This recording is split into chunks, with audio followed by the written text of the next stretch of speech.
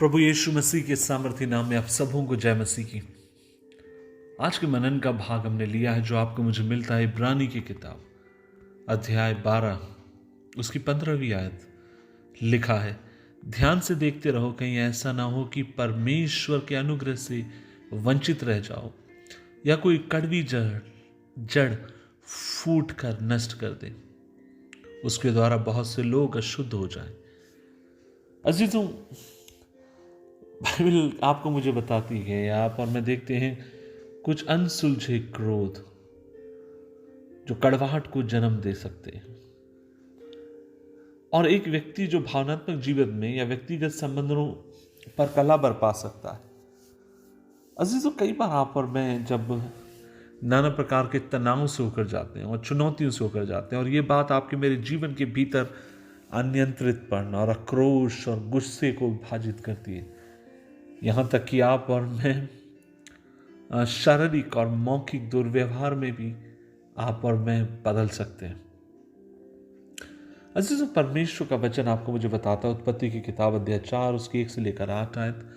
आदम और हवा के 2 पुत्र थे, एक का नाम काइन था और दूसरे का नाम हाबिल। और इस घटना के भी बारे में आप और मैं देखते हैं कि काइन हाबिल से नफरत करता था और नफरत करने के कारण उसका क्रोध इतना अधिक बढ़ता चला जाता, आक्रोश इतना अधिक बढ़ता चला जाता है कि वह क्रोध जो था वो काइन का स्वामी बन गया। और जब उसका स्वामी बन जाता है तब वो एक काम करता है और वो ये है, वो अपने भाई की हत्या कर देता है। अजीजों, इसका मतलब ये है कि क्या आप मुझसे कहेंगे किशोर भैया, क्या हमेशा जो क्रोध जिसके ऊपर मैं काबू नहीं पा पाता हूं, क्या वो हमेशा मुझे हत्या करने के लिए विवश करेगा? नहीं, मैं ऐसा नहीं कहना चाह रहा हूं। बेशक अनियंत्रित क्रोध आपको मुझे हत्या की ओर नहीं ले जाता, लेकिन इससे भी अधिक कई बार दर्दनाक परिणाम आपके मेरे जीवन के भीतर देता है। क्रोध में कहे गए शब्द हम वापिस नहीं ले सकते। टूटी हुई दोस्ती को आप और मैं फिर से निर्माण नहीं कर सकते। टूटे हुए रिश्ते को कई बार आप और मैं नहीं बना सकते। टूटी हुई चीज, टूटे हुए दिल को आप और मैं कई बार नहीं जोड़ सकते हैं। यहां तक कि क्रोध के कारण टूटे गए विवाह तक को भी कई बार जोड़ना मुश्किल हो जाता है। इसलिए परमेश्वर का वचन कहता है कि हमेशा अपने आप को जांचते रहो, परखते रहो कि कहीं कोई कड़वाहट वाली जड़ तुम्हारे जीवन से तो फूट के नहीं निकल रही। आज आपको मुझे भी इस बात पर ध्यान रखने की जरूरत है कि क्रोध न जाने कितने परिवारों को, कितने लोगों को, कितने रिश्तों को बर्बाद कर रहा है। आज सुबह के समय मैं आपसे पूछना चाहता हूं, क्या कोई ऐसा क्रोध है जो आप उस पर नियंत्रण नहीं पा रहे? और आप जानते हैं, कई बार देखिए, अनजाने में जब आप क्रोध करते हैं तो एक अलग बात होती है, लेकिन कई बार हम जानबूझकर करते हैं, हमें पता है इसका अंजाम क्या होगा, लेकिन फिर भी करने के बाद हम देखते हैं कि परिणाम उसका बुरा होता है। और पीछे बैठकर हमारे पास एक ही चीज रह जाती है, वो अफसोस। काश मैं कल उस समय क्रोध ना करता तो ऐसा होता, काश मैं उस समय क्रोध में इस तरीके से ना कहता तो ऐसा होता। हाल में ही मैं अपने एक मित्र से कह रहा था कि कोशिश करो, जब अपने माता पिता के संग रहते हैं, जब अपने लोगों के संग रहते हैं, उस रिश्ते के मूल्य को समझें। कई बार हमारे माता पिता बुजुर्ग हो जाते हैं, हमारे अपने लोग बुजुर्ग होते हैं, और बुजुर्गी के आलम में भी कई बार हमारे साथ ऐसा व्यवहार करते हैं, हमें क्रोध आ जाता है। हम अपने आप पर नियंत्रण नहीं पा पाते। हम अपने मुंह से तरह तरह के शब्द बोलना शुरू करते हैं, क्योंकि हमसे बड़े हम कुछ नहीं कर सकते, इसलिए अपने मुंह के शब्दों के द्वारा हम उन्हें चोट पहुंचाते हैं।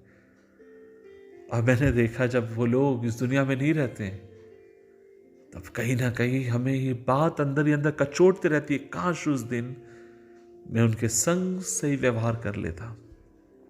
मैं एक महिला को जानता हूं जिसके क्रोध के कारण उसकी सास को ब्रेन हेमरेज हो गया, और जब ब्रेन हेमरेज हो गया कुछ दिन के बाद वो अस्पताल में भर्ती रही और उनका बीपी बहुत अधिक हाई हो गया, और उसके कारण उनका ब्रेन हेमरेज हो गया और उन्हें अस्पताल में भर्ती कराया गया। और जब उनको कब्र में मैं मिट्टी दे रहा था, उनकी मिट्टी को मैं पढ़ रहा था, मुझे याद है बहू उनकी कब्र के ऊपर लेट गई और चीख चीख के पुकार के कहने लगी, मुझे माफ करें। काश उस दिन, उस पल वो अपने क्रोध पर नियंत्रण पा लेती। मैं एक लड़की को जानता हूं, जवान लड़की को, जिसके पिता ने छोटी सी किसी बात के ऊपर उससे कुछ कहा। लड़की इतना अधिक क्रोधित हो गई, 2 दिन तक वो खाना नहीं खाई। पिता अपनी बेटी से बहुत अधिक प्यार करते थे और वो लगातार प्लेट लेकर घूमते रहे, बेटा खाना खा लो, खाना खा लो। और लड़की मानने के लिए तैयार नहीं है। हर एक रात पिता सोने चले गया और जब सुबह नींद खुली सबकी, तब मालूम पड़ा पिता अभी भी सोया हुआ था। बेटी ने गुस्से में निर्णय लिया, बेटी ने गुस्से में बहुत कुछ बोला। शायद बाप उतना नहीं बोल पाए, लेकिन उस शब्द को जब उसने अपने दिल पे ले लिया, और अब अगले दिन जब सारे लोग उसके पिता की चारों ओर खड़े थे, मृतक बाप के, और ये लड़की चिपट चिपट के रो रही है, कह रही है पिताजी आंख खोलिए, कुछ तो बोलिए। कैसे बोलेंगी? जब अवसर था तब कोई पूछने वाला ना था। आज मेरे इस वचन को सुनने वाले मेरे भाई मेरी बहन, मैं तुझे डराना नहीं चाह रहा हूं, लेकिन आज मैं तुझसे यही कहना चाहता हूं, लिव एवरी मोमेंट। हर क्षण को जिए, हर क्षण को प्रेम के साथ जिए, हर क्षण को उत्तमता के साथ जिए, हर क्षण को ऐसे जिए जैसे मानो आखिरी पल हो, फिर हमें पता नहीं कल हमें मौका मिले ना मिले। इसलिए अपने रिश्तों को समेटे, अपने रिश्तों को संजोए। मैं आज आपसे कहना चाहता हूं, मैं अपनी मां से बहुत अधिक प्यार करता था। उसकी कई गवाहियों को मैंने आपसे कहा है, और मुझे याद है एक दिन की बात है, वो बिस्तर पर लेटी हुई थी, उसे कैंसर हो चुका था, वो मरने पर थी, और मैं उसका डायपर चेंज कर रहा था। डायपर चेंज करते समय वो करने नहीं दे रही, वो कुछ कह रही थी, और मुझे बहुत गुस्सा आया। मैंने गुस्से में बोल दिया, मैंने कहा माँ आप क्या कर रही हो, थोड़ा सा नॉर्मल रहो। और उसी के कुछ दिन के बाद वो इस दुनिया को छोड़ के चले गई। और आज भी ये बात मुझे कचोटती है।